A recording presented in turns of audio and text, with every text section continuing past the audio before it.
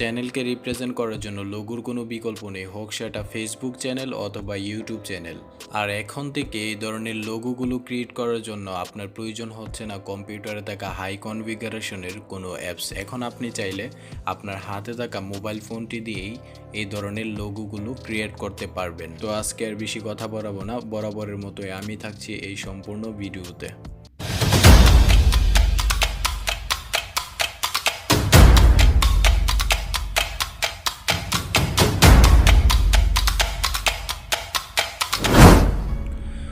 ওকে, তো প্রথমে আমরা চলে আসব গুগল প্লে স্টোরে। গুগল প্লে স্টোরে আসার পর সার্চ বারে আমরা লিখব ক্যানভা।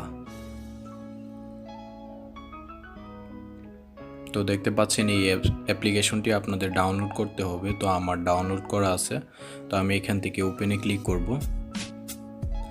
ওপেনে ক্লিক করার পরে অবশ্যই আপনার ডেটা কানেকশনটি অন রাখতে হবে, কারণ ডেটা কানেকশন অন না থাকলে আপনি এইখান থেকে কোনো ধরনের টেমপ্লেট এডিট করতে পারবেন না।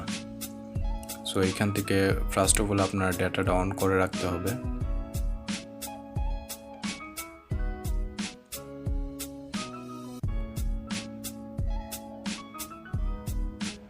আমাদের একটু লোড নিচ্ছে। ওকে, লোড হয়ে গেছে। তো এখানে প্রথমে উপরে সার্চ বারে দেখতে পাচ্ছেন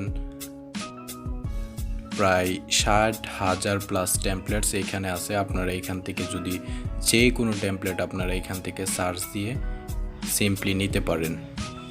তো আমার এখানে সার্চ দেওয়ার কোনো প্রয়োজন হচ্ছে না, আমরা যেহেতু একটা গেমিং লোগো তৈরি করব সেজন্য আমরা এখানে দেখতে পাচ্ছেন।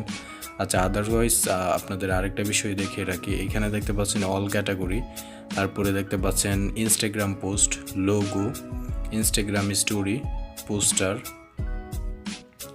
তারপরে invitation, photo collage, business card, poster. আপনারা এখান থেকে এই সবগুলোই তৈরি করতে পারবেন। এখান থেকে সিওয়াল থেকে আপনারা সব কিছু দেখে তৈরি করতে পারবেন। এখানে দেখতে পাচ্ছেন ফেসবুক কভার, তারপরে টুইটার। তো আমি এখান থেকে যেহেতু লোগো তৈরি করব, আপনারা চাইলে এখান থেকে ইউটিউবের লোগো তৈরি করতে পারেন বা গেমিং লোগো বা বিজনেসের কোনো লোগো তৈরি করতে পারেন। তো আমি এখান থেকে যেহেতু একটা গেমিং লোগো তৈরি করব, সো এখান থেকে লোগোতে ক্লিক করব।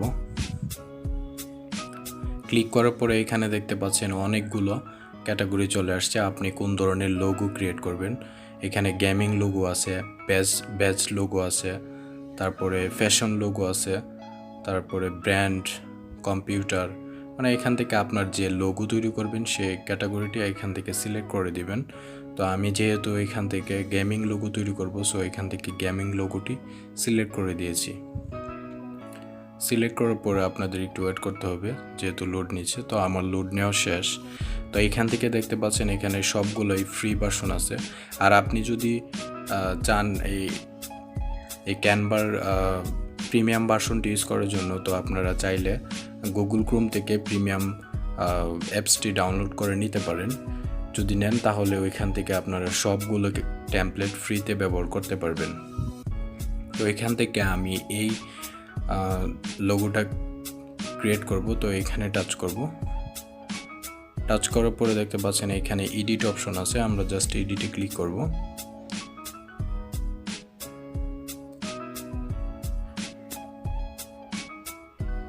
তো আমাদের একটু ওয়েট করতে হবে। তো দেখতে পাচ্ছেন এখানে লোগোর উপরে নাম দেওয়া হচ্ছে FanG87।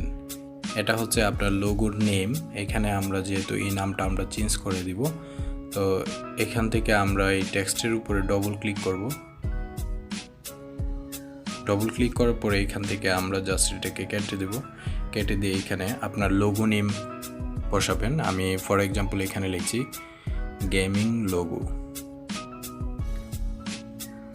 জাস্ট গেমিংই লিখে দিলাম।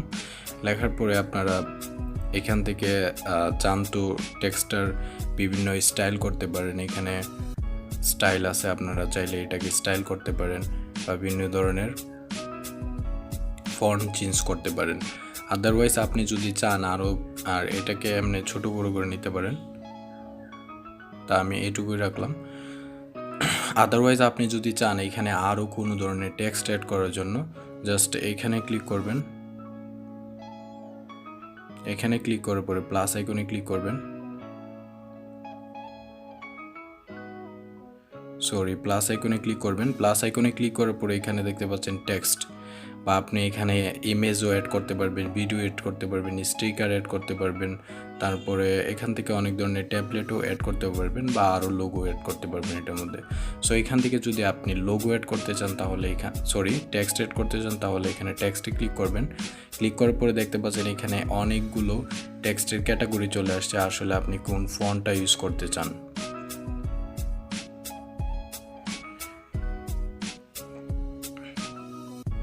ঠিক আছে, আমার একটু হাতে লেগে চলে গেছিলো।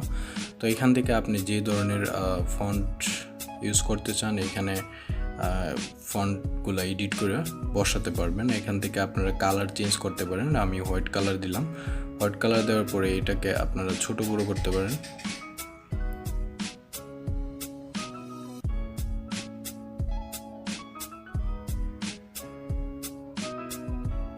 ওকে, তো আমি একটু ছোট করে দিলাম। ছোট করার পরে এখান থেকে চাইলে আপনারা এটাকে এডিট করতে পারেন। আমি এইটাই ফর এক্সাম্পল আমি এই লেখাটা লিখলাম। লেখার পরে আপনারা যদি এটাকে সেভ করতে চান তাহলে সেভটা খুব ইজি। উপরে দেখতে পাচ্ছেন একটা ডাউনলোড আইকন আছে, জাস্ট আমরা এখান থেকে ডাউনলোড আইকনে ক্লিক করব।